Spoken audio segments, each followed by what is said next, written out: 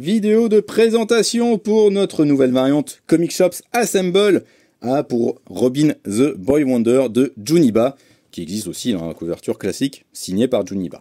Hein, celle-là, c'est la couverture de Chris Samney que nous avons choisi de mettre dans le collectif du Comic Shops Assemble parce qu'on la kiffe et que c'est Chris Samney, donc forcément c'est de toute beauté, évidemment. Alors, Robin the Boy Wonder, qu'est-ce que c'est? Eh bien, c'est un récit qui prend un petit peu la forme d'un conte initiatique centré sur Damian. Donc le dernier Robin en date. Et en fait, voilà, Damian, bien Batman part. Et évidemment, il va se retrouver tout seul à devoir protéger Gotham City. Et évidemment, ses frères et sœurs, donc Nightwing, les autres Robin, Jason Todd, Tim Drake et Batgirl, vont vouloir lui filer un coup de main. Sauf que lui, il n'a pas très envie. Il pense pouvoir se débrouiller tout seul.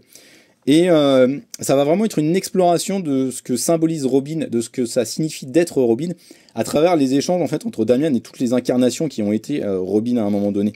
C'est hyper intéressant, c'est ultra enrichissant, c'est très riche au niveau du plan psychologique.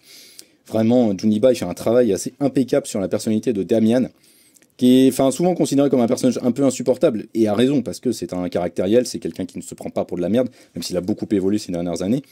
Voilà, il est comme ça, mais Juniba, il fait vraiment... Je trouve qu'il illustre à merveille à quel point les conflits intérieurs de Damian, entre son éducation par la Ligue des Assassins et le code moral très fort de Batman, lui offre des blocages, en fait, et donc il peut pas s'épanouir là-dedans. Et finalement, ce qu'on découvre, c'est qu'il cherche sa propre voie. Donc voilà, chaque chapitre, ça va être un team-up avec un nouveau... avec un des anciens Robin. Donc là, vous voyez, il y a Red Hood, par exemple. Il va y avoir ensuite Tim Drake, évidemment. Et puis, il y aura qui en dernier? Putain, qui c'est que j'ai oublié? Dis donc, je suis nul. C'est dingue, cette affaire. Qui j'ai oublié? Bah non, le dernier chapitre, ça doit être Damian. Tout simplement Damian qui s'assume. Voilà, c'est tout. C'était pas compliqué, Simon. Donc voilà, c'est vraiment un très bon récit. La patte graphique de Juniba va forcément diviser, parce que c'est un style graphique qui est très particulier. Il a sa touch, faut le dire, Juniba. Moi, j'aime beaucoup ce qu'il fait. Il y a un peu de Darwin Cook, il y a plein d'éléments assez classiques de comics franco-belge, il y a un vrai héritage dans le truc, il y a un travail au niveau du découpage qui est assez incroyable. Moi je suis un grand fan de Juniba, j'aime beaucoup ce qu'il fait, c'est hyper expressif, en plus les couleurs par-dessus sont vraiment impeccables. Donc franchement, c'est du tout bon Robin the Boy Wonder. Et il en reste quelques-uns des exemplaires de la variante, il n'en reste pas beaucoup, c'est une petite dizaine je crois chez nous, en tout cas sur Excalibur. Peut-être que chez les autres confrères je leur ai pas demandé, mais il en reste un peu plus.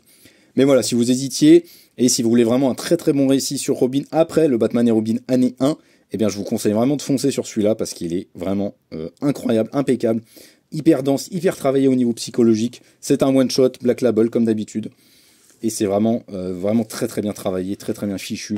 Je vois pas de raison que vous n'alliez pas dessus, sauf si vous n'aimez pas Robin, mais alors là vraiment on risque d'avoir des problèmes, vous et moi. Donc voilà, c'est vraiment exceptionnel. Et surtout si vous aimez pas Damian Wayne, eh bien lisez-le, parce que ça risque de vous réconcilier avec le personnage. Voilà, c'est tout pour moi, ciao.